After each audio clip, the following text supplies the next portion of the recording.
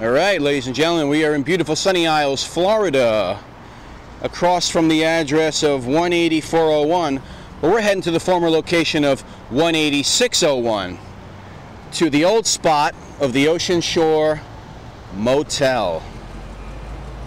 And when we get there, you're going to see that hotel no longer exists, but I will put up a photo of what that location would have looked like at that time.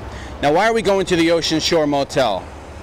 Well, we're going to the Ocean Shore Motel because on July 14th, 1976, inside room 23, a maid would walk in there and would find the stabbed, the shot, the partially dismembered body of one George Byrum, a former police officer down here in Florida who had been fired by the department over misconduct unrelated to police duties. After that, he had opened up his own electric company called Bolt Electric in the early 1970s. Now, one of George Byrum's biggest issues was that he had a knack for borrowing money from loan sharks. Somewhat of a degenerate gambler, I guess you could say. Kind of story you've heard a million times before. But it would be other things that George Byrum would do that would cause him to meet his demise. Now, for one, Byrum, he was in it with Tony Plate dating back to the early 70s, and this is in the court documents later, that as early as 71, 72, Plate was handing him money on loans. Now, ultimately, Tony Plate, Nino Gaggi, and Roy DeMeo would catch up to Byrum at the hotel location where we're going. Now, George Byrum, in around 1975, had done some electrical work for Nino Gaggi at his home down here in Florida, not far from where we are now. Byrum thought it was a good idea to tip off some of his burglar buddies about Nino Gaggi's home. According to Dominic Montilio, these burglars go to the home while Gaggi's there, beat Gaggi up, and rob him.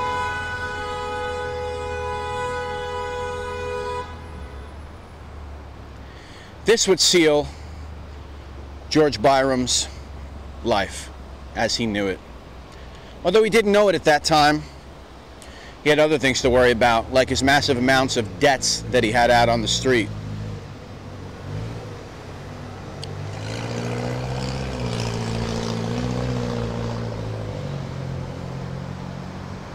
Roy DeMeo and Nino Gaggi would come down here and meet Tony Plate in July of 1976. They would make contact with George Byrum. Roy would call him, posing as a gentleman by the name of John Holland.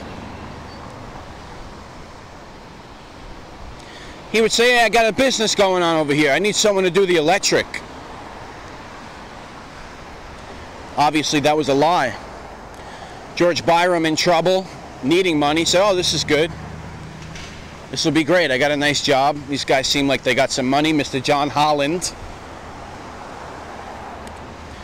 They would say, "Yeah, meet me at the Ocean Shores Motel, room 23, rented out by Roy DeMeo, posing as John Holland."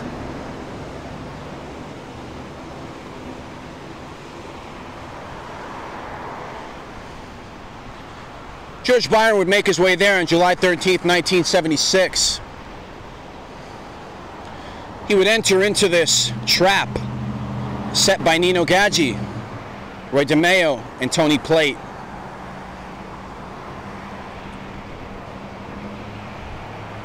He would be shot. He would be stabbed numerous times in the back. And Roy DeMeo would bring him into the bathtub where he would start dismembering him. at 18601 Collins Avenue here in Sunny Isles Beach, Florida.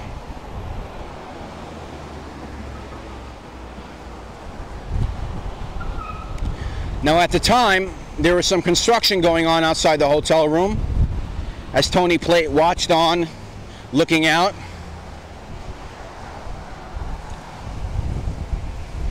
The guys somewhat got spooked and said that they had to get the hell out of there.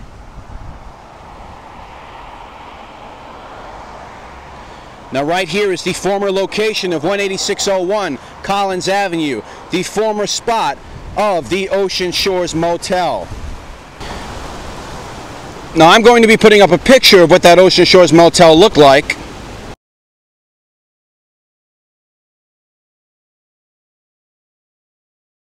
And it would be room 23 inside this hotel that you see right here in this postcard that Nino Gaggi, Roy DeMeo, and Anthony Plate entered in order to end George Byrum's life on July the 13th, 1976. There is a photo of what Byrum looked like when they found him. I will not post that, but you can look that up. Now the next day on July 14th of 76, the maid comes in here and discovers Byrum.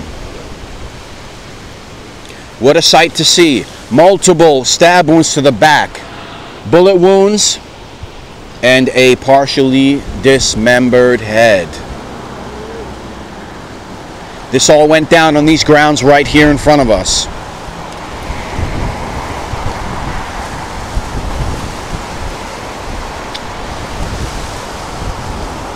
Now later on, there's stories about Tony Plate. For those of you that don't know, he was a loan shark operating out of here in Florida. He disappears in the late 70s after being indicted with Anil de la Croce for the murder of Charlie Bear Calisi. He is suspected in other murders throughout his career as well. One also being the murder of Edward Merther in the 1950s, a Union official whom supposedly he killed with his brother-in-law. He was never charged with that murder.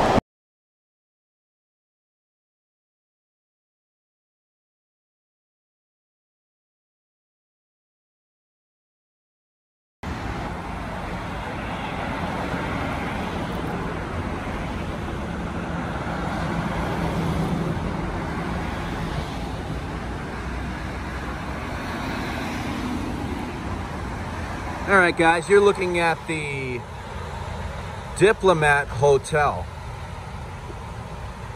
Now this would have been the location where Tony Plate was operating out of. Now I just want to make note that in 1998 they tore down the original Diplomat Hotel. So what you're looking at here, you see that sign, Diplomat Resort, Diplomat there. What you're looking at here essentially is a new construction because they tore this down.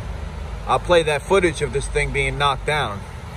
And as I mentioned, this was the spot where Tony Plate was loan sharking out of. This was a spot he would hang out up in the driveway, an area described as being for the VIP customers here in Hollywood, Florida, not far from Miami proper. So this is it here, Tony Plate's old haunts. Nice waterfall over there.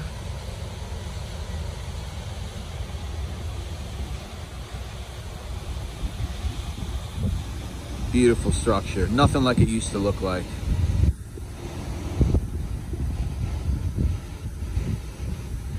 So, just a quick break away from our George Byrum upload. Just thought I'd show you guys the scene over here. Now let's get back. If you watch my channel, you know enough about Roy and Nino. And I'm sure many of you know this story. This story would go unsolved, the murder of George Byrum, until Dominic Montiglio would turn state witness and expose it all. This murder is mentioned in the FBI files of Roy Albert DeMeo. This murder is mentioned in the Murder Machine book. And it all took place here. in Sunny Isles, Florida.